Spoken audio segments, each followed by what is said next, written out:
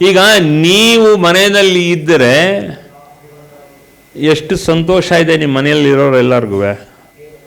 ನಿಮ್ಮ ಮನೆಯಲ್ಲಿ ಇಲ್ಲ, ಆಕಸ್ಮಿಕವಾಗಿ ನೀವು ಮನೆಯಲ್ಲಿ ಇಲ್ಲ, ಅದರ ಬದಲು ನೀವು ಮನೆಯಲ್ಲಿ ಇಲ್ದಿರೋದ್ರಿಂದ ಏನಾಯಿತು, ನಿಮ್ಮ ಮನೆಯಲ್ಲಿ ಫೋಟೋ ಹಾಕ್ತಾರೆ, ಆ ಫೋಟೋಗೆ ಹೂ ಇಡ್ತಾರೆ. ಹೂ ಇಟ್ಟರೆ ಏನರ್ಥ ಹೇಳ್ಬಿಡಿ, ನೀವೇ ಮನಸ್ಸಲ್ಲಿ ಅಂದ್ಕೊಳ್ಳಿ. ನಿಮ್ಮ ಮನೆ ನಿಮ್ಮನ್ನು ನೋಡೋಕ್ಕೆ ಬಂದಾಗ ಬರೀ ಹೂವು, ಆ ಫೋಟೋ ಮುಂದೆ ಒಂದು ಹೂವಿಲ್ ಪ್ರಸಾದ ಇದ್ದರೆ, ಅದರ ಜೊತೆಗೆ ಒಂದು ಅಗರಬತ್ತಿನೋ ಏನಾದ್ರು ಇದ್ದರೆ ಏನಿದೆ, you are conveying that this person in our house is no more, is ಕಲಾಸ್. That person is no more, is ಕಲಾಸ್. ಯಾಕೆ ಅಂದರೆ ಯು ಹ್ಯಾವ್ ನಾಟ್ ಅಂಡರ್ಸ್ಟುಡ್ ಅಲ್ಲ, you have missed in your life that power of abundance.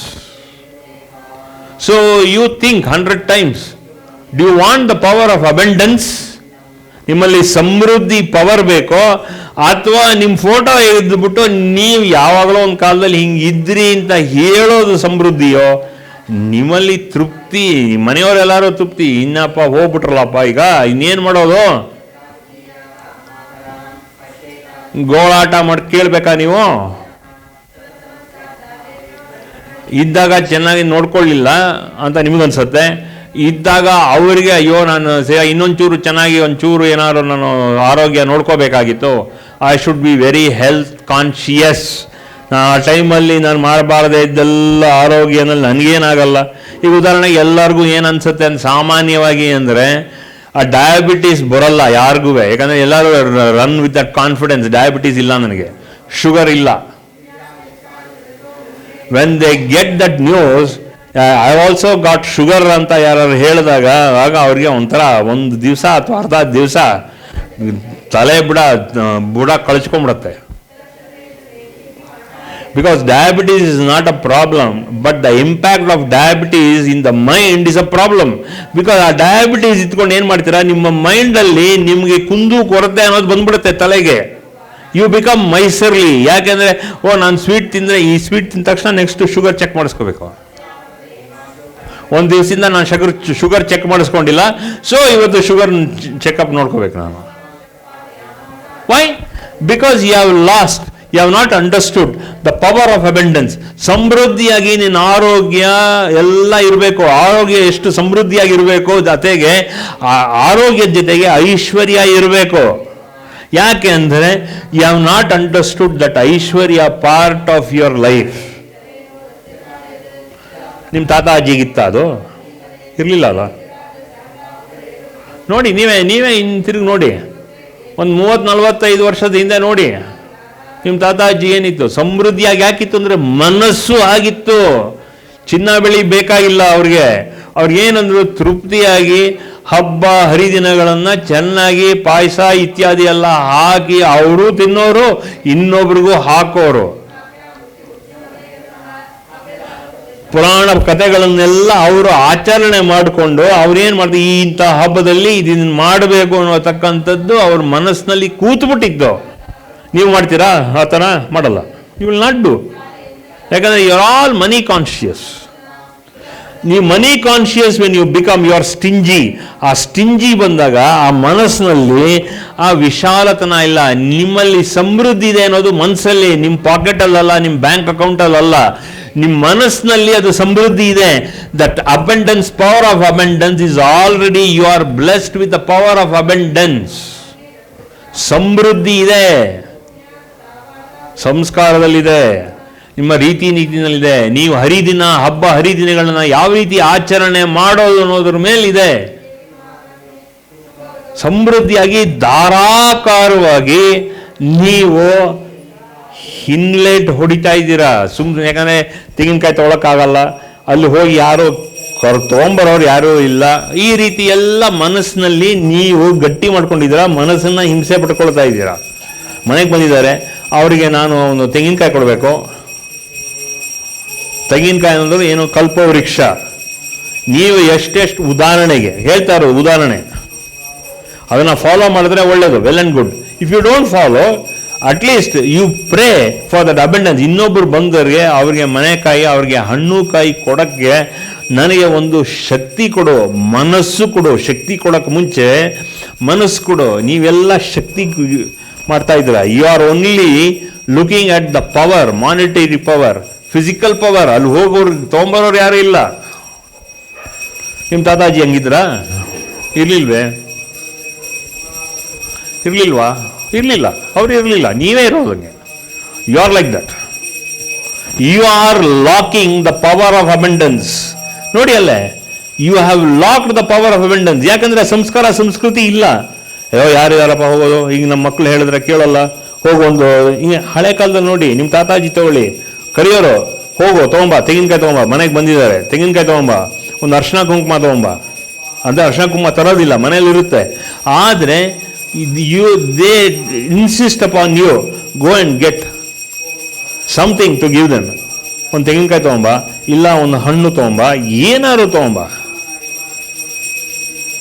You have all gone, but you didn't know that is your father and mother, your tata ajji has indirectly given you the power of abundance. ಆ power ಕೊಟ್ಟಿದ್ರಿಂದಾನೆ ನಿಮಗೆ ಆ ಮನಸ್ಸು ಬಂತು. Because ಆ ಮನಸ್ಸು ಬಂದಿದೆ ಯಾಕೆ? Because of the power of Ambika. Because of the power of Ambika. ಅಲ್ಲೇನಾಯ್ತು ನೋಡಿ, ಇನ್ನೊಬ್ಬರಿಗೆ ಹೋಗಿ ಔಟ್ ಆಫ್ ದ ವೇ ಹೋಗಿ. ಇವತ್ತು ನಿಮ್ಗೆ ಏನು ಅನ್ಸುತ್ತೆ? We went out of the day. ಅಯ್ಯೋ ಮನೇಲಿ ತುಂಬ ಜನಪ್ಪ, ಯಾರು ಬರೋರು ಹೋಗೋರು ಇದ್ದೇ ಇದ್ದಾರೆ. ನೀವು ಹೇಳಿದ್ದೀರ, ಸುಮಾರು ಸಲ ಹೇಳಿದ್ದೀರ. ಬರೋರು ಹೆಂಗಪ್ಪ, ಅಯ್ಯೋ ಬಂದೇ, ನಮ್ಮ ಮನೆಗೆ ತುಂಬ ಬರೋರು ಹೋಗೋರು ಜಾಸ್ತಿ. ಸೊ ಕಾಫಿ ಪುಡಿ ಜಾಸ್ತಿ ಆಗುತ್ತೆ, ಕಾಫಿ ಖರ್ಚು ಜಾಸ್ತಿ ಆಗುತ್ತೆ, ಹಾಲು ಖರ್ಚು ಜಾಸ್ತಿ ಆಗುತ್ತೆ. ಇದೆಲ್ಲ ಮಾಡ್ತಾ ಇರ್ತೀರ. ಮಾತಾಡಿರೋರೆ ನೀವು, ನೀವೇನು ಕಡಿಮೆ ಇಲ್ಲ.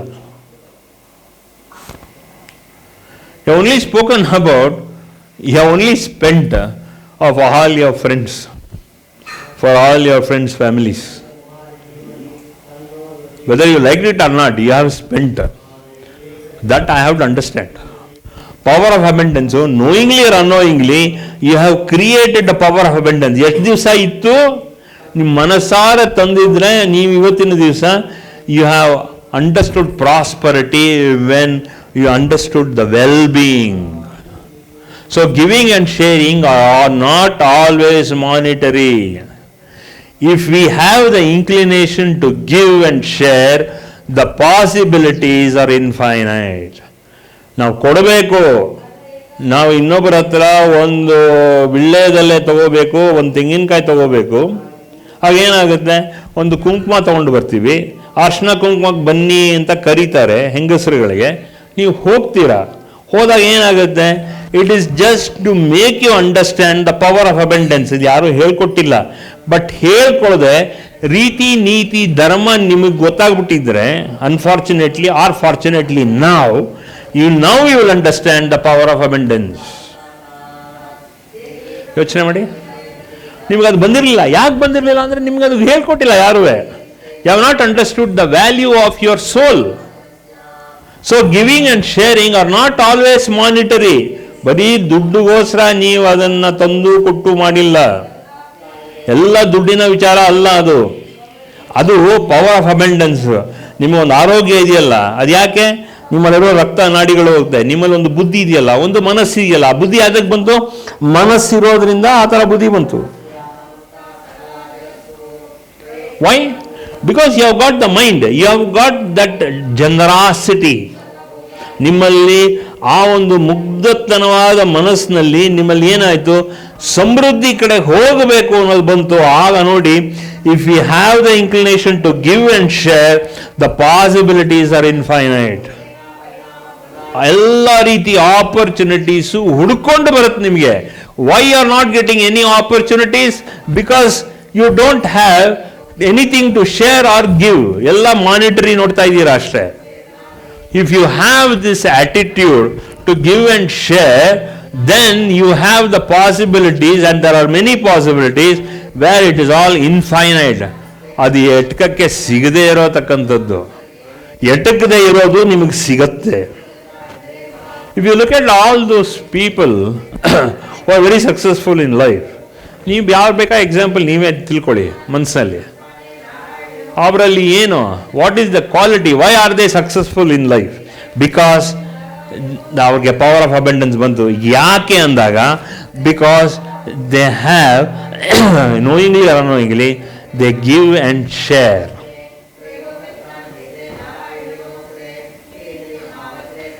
ನಾನು ಹೆಸರು ಹೇಳಲ್ಲ, ಆ ಹೆಸರು ನೀವೇ ಹಾಕೊಳ್ಳಿ. You check the net, you check everybody, you check the richest person in this world. 30 years back what he was, 40 years back what he was, now what he is. ಯಾಕೆ ಅವನಿಗೆ ಗಿವಿಂಗ್ ಆ್ಯಂಡ್ ಶೇರಿಂಗು ಅವನು ಅದನ್ನು ಕಸುಬಾಗಿಟ್ಟಿದ್ದು? ಯಾಕಂದರೆ ಅವನಲ್ಲಿ infinite love ಇಂದ ಅವನಾಯಿತು.